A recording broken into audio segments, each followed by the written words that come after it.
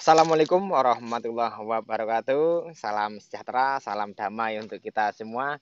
Masih bersama Hobi Masih DJ. Saudaraku, pastikan Anda sudah subscribe. Yang sudah subscribe saya ucapkan terima kasih. Yang belum, pastikan tombol merahnya sudah padam. Karena berkat subscribe Anda lah saya lebih semangat untuk berbagi info. Saya lebih tahu, oh berarti banyak ini yang butuh ini. Nah, saya senang berbagi, apalagi masalah GERD ini saya sangat tersiksa dulu karena memang apa yang Anda rasakan saya juga merasakan dulu. Saya akan berbagi tips saudaraku masalah sesak, nafas pendek, jantung berdebar, kembung, dan tarik nafas tidak lega. Nah, mohon disimak baik-baik, jangan di skip-skip.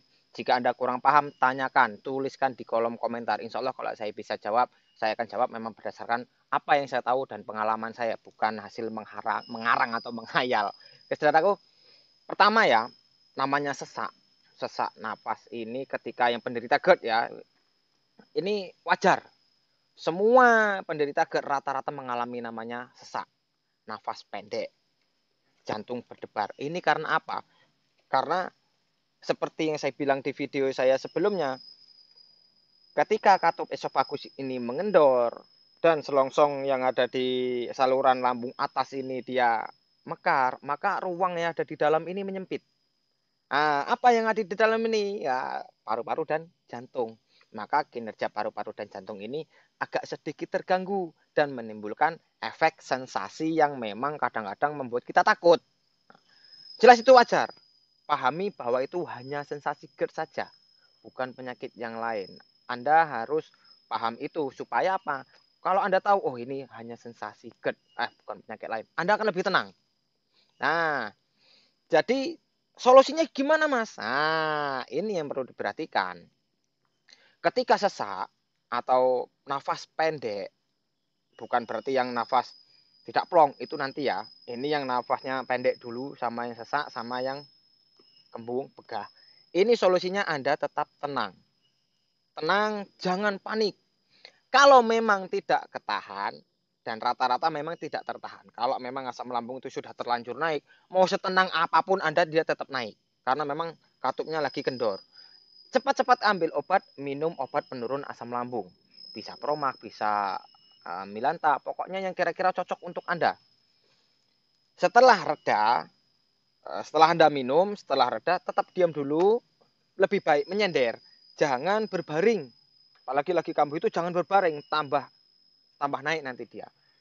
Duduk seperti ini saja, nyender, diam, minum obat, santai. Nah, itu ya. Ketika sudah agak membaik, baru bisa minum air putih sedikit, Anda mencari aktivitas agak berjalan. Itu karena ketika kita berdiri dan berjalan pun asam lambung ini cepat turun, cepat dia agak tidak menyenggol katup ini tadi. Kalau tidak menyenggol katup ini ya mudah-mudahan tidak seberapa sakit, tidak seberapa parah sensasinya. Nah, itu jadi jangan sampai nanti minum obat terus ada efek sampingnya begini-begini. Jangan takut seperti itu.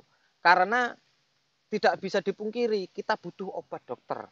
Ketika apa? Ketika kita kepepet. Kalau bisa kita tahan tanpa obat dokter, tidak minum obat dokter, bagus. Tapi kalau nggak ketahan daripada diri kita tersiksa, minum. Jangan takut. Nggak apa-apa. Dan biasanya rata-rata kalau sudah kambuh, apalagi di malam hari ya saudaraku, seperti yang salah posisi tidur, karena sudah saya buat videonya, posisi tidur harus benar bagi penderita GERD, itu nanti biasanya kalau sudah kumat, sudah kambuh, dia terlalu sesak napasnya, terlalu panik, itu biasanya UGD. Ketika sudah di UGD, sudah tahu ada dokter datang, kadang-kadang belum minum obat sudah reda sendiri, kenapa? Dia merasa tenang, banyak yang akan menolong dia. Nah ya kan, saya juga dulu seperti itu. Jadi sediakan di rumah obat penurun asam lambung dan minyak kayu putih, atau bagi yang cocok mau fresh care ya fresh care atau balsem, pokoknya sediakan di rumah. Mau diminum mau dipakai itu urusan nanti, sediakan aja dulu. Nah, itu perlu saudaraku pahami ya. Terus yang masalah tarik nafas tidak lega, tarik nafas ini tidak lega. Wah, semakin ditarik kok semakin pendek semakin panik, Semakin panik, semakin takut mati. Semakin takut mati, semakin naik asam lambungnya. Dan seterusnya, kadang-kadang sampai mau pingsan. Saya dulu seperti itu. Ya, aku aja. Nggak apa-apa. Kita sama kok. Jadi, itu ya. Beda dengan yang napas pendek. Pertama ketika memang naik bercampur berdebar. Sama yang tidak plong. Itu beda. Kalau yang tidak plong, biasanya itu datang mendadak. Enak, lagi santai, lagi main HP, apa lagi ngapain, apa lagi kerja, kok tahu-tahu tarik napas ini tidak bisa lega. Jadi tetap santai. Itu tidak perlu minum obat kalau yang seperti itu. Cukup duduk nyender, diam santai. Kalau kira-kira tarik napas nggak panjang, nggak bisa, ya pendek juga nggak apa-apa. Pendek aja. Nggak mati kok, tenang aja. Saya udah pernah berkali-kali saya ngalamin seperti itu. Santai. Sudah santai. Nah, ambil minyak kayu putih tadi. Atau fresh care atau balsem. Nah, kalau balsem kalau saya terlalu panas menurut saya. Saya biasanya pakai minyak kayu putih aja. Saya taruh di bagian dada dan perut. Saya santai. Tetap tarik napas biasa. Yang penting bernapas. Jangan nggak bernapas. Nah, tarik napas saja biasa. Paling sekitar 5-10 menit itu sudah biasa lagi nanti nafasnya. Nggak percaya, cobalah.